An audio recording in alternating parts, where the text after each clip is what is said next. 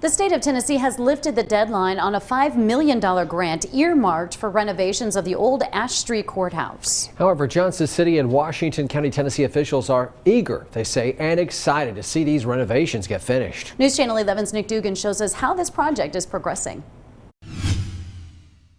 The previous deadline when we first started working on this project was June 30th of 2022, and that would have been impossible to meet. With the state removing that deadline to spend the grant money, the pressure on all parties has been eased, but it hasn't demotivated anyone from seeing this project through in a timely manner. We still have this urgency because of the condition of the building, and we don't want it to get any worse. We want to improve it. However, Commissioner Jody Jones says the waived deadline has left Washington County with a sense of opportunity, more so than urgency. Now we have the money to where we can do it for its future use. And I think taking the time to figure that out is a gift that we should do, even if it does take a little longer.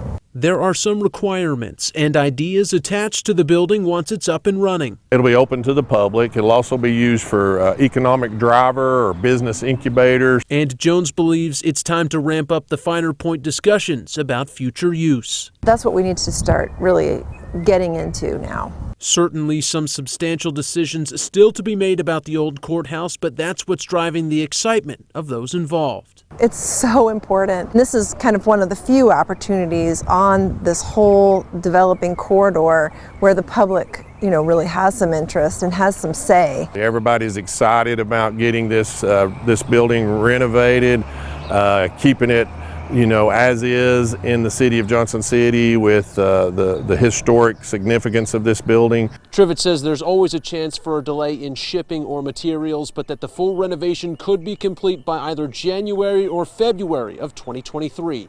In Johnson City, Nick Dugan, News Channel 11. Trivett explained that once the exterior designs are approved by the Historic Zoning Commission and building permits are issued, construction on the actual building itself could begin as soon as May.